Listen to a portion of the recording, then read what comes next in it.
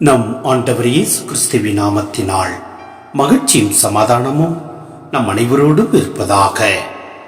Mark 2:23-28 முடிய.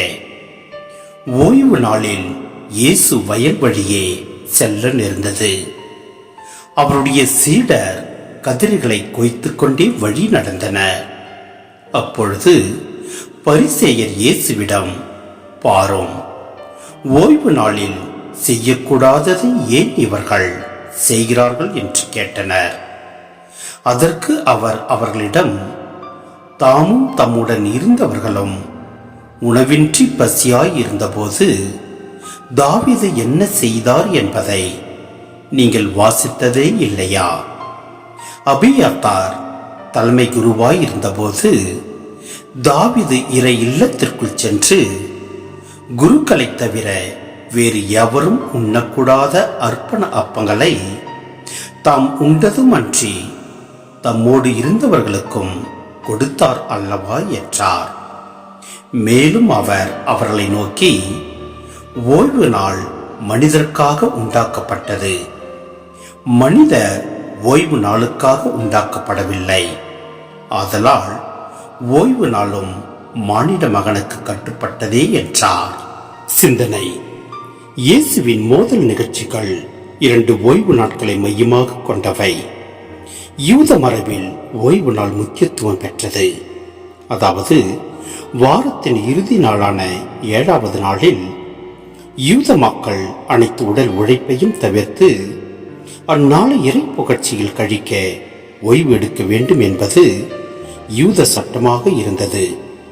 லேவியர் 25:2 நாம் பார்க்கின்றோம், இறைவனே 6 நாட்களில் படைப்பு பணிகளை முடித்து 7ஆம் நாளில் ஓய்வு எடுத்து தமது பணிகளில் நிறைவு கண்டது ஒரு முன் உதாரணமாக காணப்பட்டது.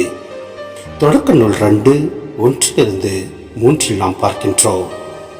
யூதர்கள் ஓய்வு நாளை கடைபிடிப்பதில், குறிப்பாக உடல் சார்ந்த பணிகளிலிருந்து ஓய்வு கொள்வதில் மிக்க கவனமாக இருந்தனர். தவிர்க்க வேண்டியவை என 39 பணிகளை பட்டியல் போட்டிருந்தனர். அவற்றுள் அன்றாட வாழ்விற்கு மிகவும் தேவைப்பட்ட பணிகளும் அடங்கியிருந்தன. இத்தகைய பின்னணியில்தான் இயேசு ஓய்வு நாளில் ஆற்றிய 2 செயல்பாடுகளையும் கவனிக்க வேண்டும். முதலாவது, ஓய்வு நாளில் பசியாக இருந்த இயேசுவின் சீடர்கள் வயல் வழியே சென்றபோது கதிர்களை கொய்த்து தின்று பசி போக்கிக் கொண்டனர். கதிர் கொய்த்தல் ஓய்வு நாள் சட்டத்தை மீறும் செயலாக கருதப்பட்டதால் பரிசேயர் அதற்கு எதிர்ப்பு தெரிவித்தனர். பசி ஒரு வாழ்வு பிரச்சனை. பசி தீர்க்கும் பணிகள் ஓய்வு நாள் சட்டத்திற்கு முரணாக இருக்க முடியாது என்பது இயேசுவின் வாதம். ஏனெனில் மானிடருக்கு வாழ்வு அளித்தவர் கடவுள். அவர்கள் வாழ வேண்டும் என்ற கடவுளின் கொள்கையில் எந்த மாற்றமும் இருக்க முடியாது. பழைய ஏற்பாட்டில் பசி போக்கும் நோக்கத்திற்காக மரபுகள் மீறப்பட்டன என்பதை இயேசு பரிசேயர்களுக்கு நினைவூட்டுகிறார். மேலும் ஓய்வு நாள் மனிதருக்காக உண்டாக்கப்பட்டது, மனிதர் ஓய்வு நாளுக்காக உண்டாக்கப்படவில்லை என்ற புரட்சிகரமான இறை வார்த்தைகள் வழியாக சட்டத்தை விட மனித நேயமே சிறந்தது என்ற புதிய கொள்கையை முன்வைக்கிறார் இயேசு. இரண்டாவதாக, ஓய்வு நாளில் கை சூப்பியவரை குணப்படுத்தும் பணியையும் இயேசு செய்து எதிரிகளின் சீற்றத்தை சம்பாதித்துக் கொள்கிறார். கை சூப்பியவரின் வாழ்வு பிரச்சனையை தீர்க்க எந்த சட்டமும் தடையாக இருக்க தேவையில்லை என்ற இயேசுவின் மனிதநேய கொள்கை இங்கு மீண்டும் வலியுறுத்தப்படுகிறது.